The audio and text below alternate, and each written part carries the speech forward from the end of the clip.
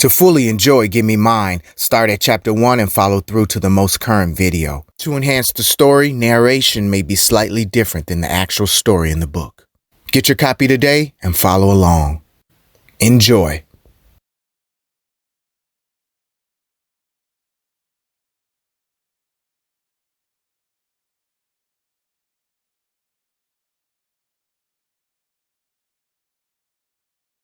Janay was having one of her emotional days and hadn't heard from Scottie in 2 weeks. But her mother was right there filling in for him. She did what he should have been doing and was saying all the things that he should have been saying. Diane was always telling Janay how beautiful she was, even though she had obviously gained some weight. Janay felt huge. Diane would massage her back and her shoulders. And she enjoyed being her partner at Lamaze classes because Scottie was always too busy to come along. Diane always made late-night trips to Wendy's just to get a Frosty that Janay never ate because it was always chocolate milk when she returned. Her mother listened to her whine and complain about Scottie's absence and didn't say one word. She just listened, and that's what Janay needed. It was no secret that Scottie fucked around on Janay and that he had several other baby mamas out there. But Janay just couldn't be mad at him for nothing in the world. And he was the reason that she had self-esteem and confidence. He was the reason that she just didn't care about what others thought of her. And her attitude towards others had become so cold. And with all the other girls he had on the side, it was obvious that they had nothing on Janay. He loved her cooking and he made it known that it was the best that he had ever tasted. When he found out 2 years ago how good of a cook Janay was, he stopped taking her out. Every night he had to have a home-cooked meal. Even if he didn't spend the night with her, he would pile everything on one of her good plates and take it to go. One time he brought his boys over to her place for a meal, and they were shocked. Fonz, his closest friend, was always welcome over because the two of them were like brothers. Fonz was a big teddy bear type of guy. His body shape was odd. And most times, Fonz could be silly and comedic to the point where you had no clue if he was serious or not. He just loved to laugh and make others laugh too. He was short, but he was a little on the chubby side. He had a gut and a big booty and then a set of hips like somebody's auntie. But overall, he was just a huggable type of guy and a real sweetheart who could dress his ass off. Never wearing the same thing twice was his ultimate goal, and he made it known. And he will let you know in a minute that there was no other guy who could dress better than him in the city of Milwaukee. Fonz couldn't be fucked with, and everybody in the city knew that. And he'd challenge anybody, male or female. He was knowledgeable about the art and the history of fashion. And he could spot a knockoff designer bag or some bootleg kicks from a mile away. And he'd fly to the end of the world just to get the hottest shit made by the hottest designers, just for the sake of upholding his reputation as the best dressed male in the city of Milwaukee.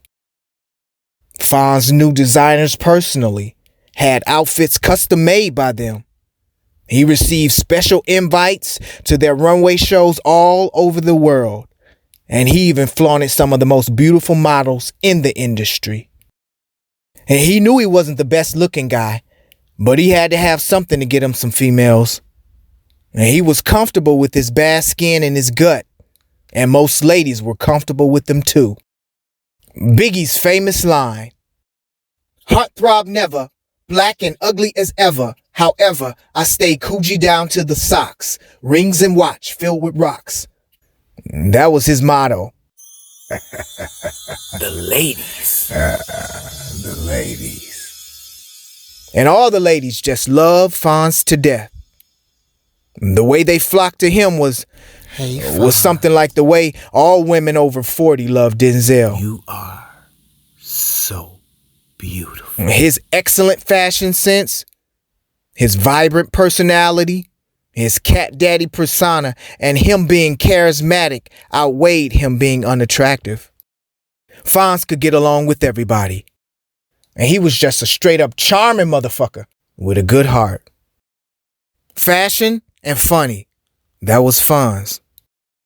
After dinner one day, Fonz pulled Janay to the side and told her about how Scottie bragged about her in bed. So after tasting some of her good food, Fonz asked Janay if he could taste something else. And even though she was flattered, Janay refused. And she was too happy with her Scottie. And Fonz was more like a brother to her than anything.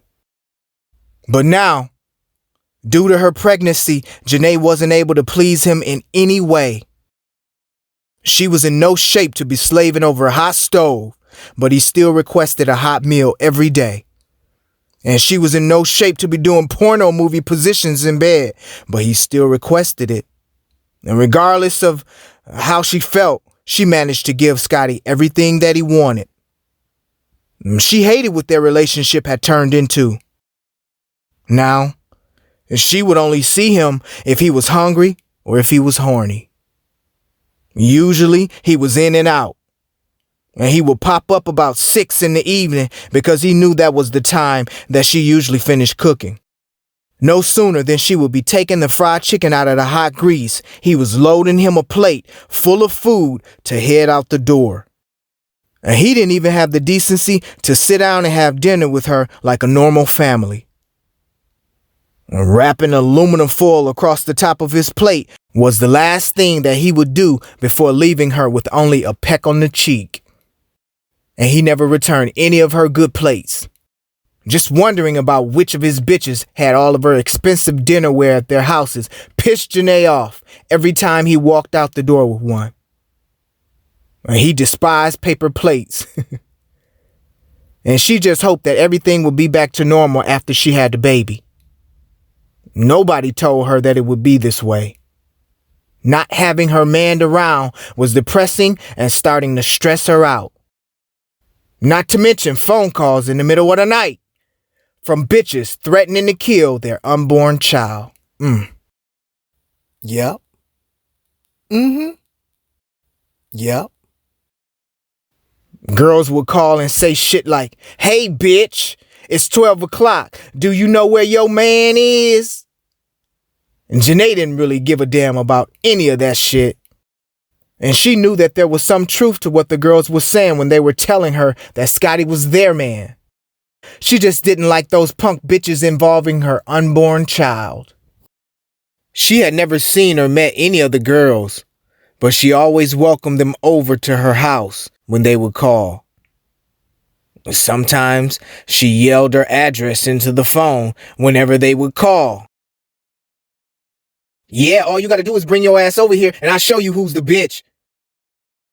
That's what Janay would scream at them on the phone while her mother sat next to her on the couch.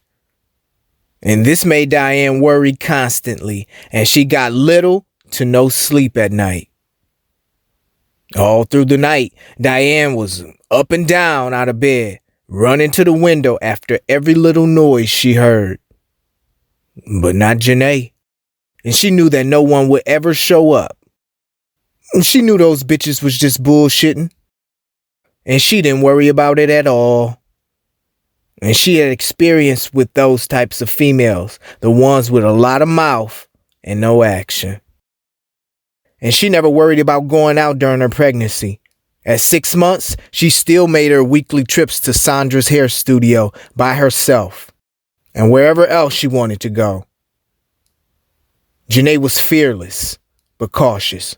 She was about to be a mother, and she was learning to let the little shit slide when it came to drama with other females. What they thought about her didn't matter to her. And she was about business. That's it. Nothing more, nothing less. And she wasn't going to be looked at any differently from anyone else just because the color of her skin, where she lived, who she dated, or anything else. And one of the best parts of her pregnancy was the thrill she got while spending money on her baby. No price was too big or small. If Janay wanted her baby to have it, she bought it. Her mother had talked her out of buying a $1,500 stroller. It was white, satin, trimmed in lace with chrome wheels. And Diane thought it was way overpriced, and she convinced Janay to try somewhere more reasonable like, Walmart. So she took her mother's advice and checked to see what kind of strollers were at Walmart. She made her way over there one afternoon to look for a stroller, and she had to prove herself to a girl. Supposedly, the girl was a classmate from middle school that Janay didn't even remember. She stood at least a foot over Janay, but she was slim. Her face led Janay to believe that she had been around for at least 30 years. And she looked older, which made it hard for Janay to believe that they were old classmates. And Janay hadn't been to school in over 3 years, and this suspicious bitch had the nerve to question her about a fucking calculator that she claimed Janay stole from her back in the 6th grade. "Hey you," she said to Janay as she stood in the baby section. "Didn't you used to go to Edison?" she asked, or more like told Janay. It was clear that the girl had an attitude and wanted trouble, even though Janay's stomach was round and poking out of her dress. And with the shopping cart full of baby items, the girl must have been stupid not to know that Janay was pregnant. Or she just didn't give a damn. Janay just rolled her eyes with disgust and smacked her lips together. And this made the girl talk more shit because she was being ignored by Janay. "Yeah, I know it was your ass. You are the one that stole my calculator when we was in the 6th grade, didn't you?" she asked Janay seriously. Janay refused to say one word to her. It was pointless, stupid, and childish. So Janay took a few deep breaths, hoping that she would blink and the girl would be gone. That didn't happen, though. When she listened to the girl talk more shit while being in Janay's personal space, Janay felt threatened, and she just didn't want to hear her disrespectful voice anymore. It was too much.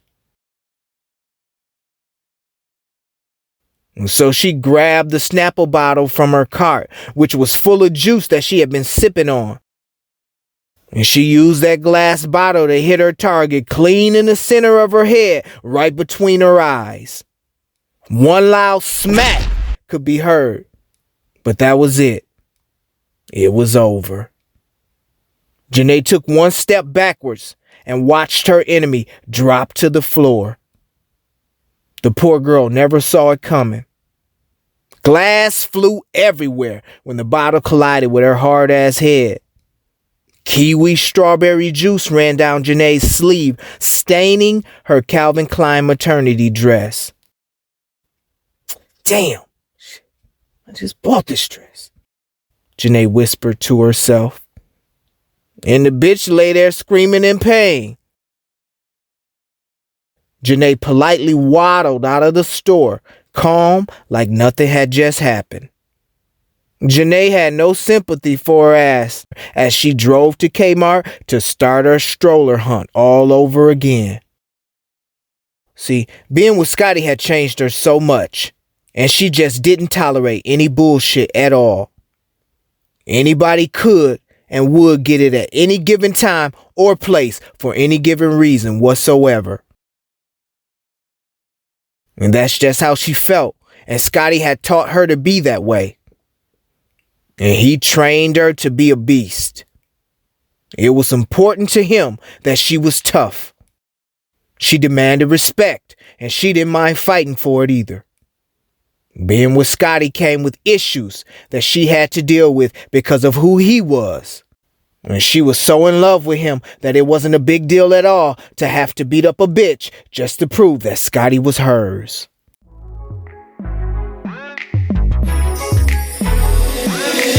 Hit that like, subscribe if you with it. I appreciate. I wanna tell you.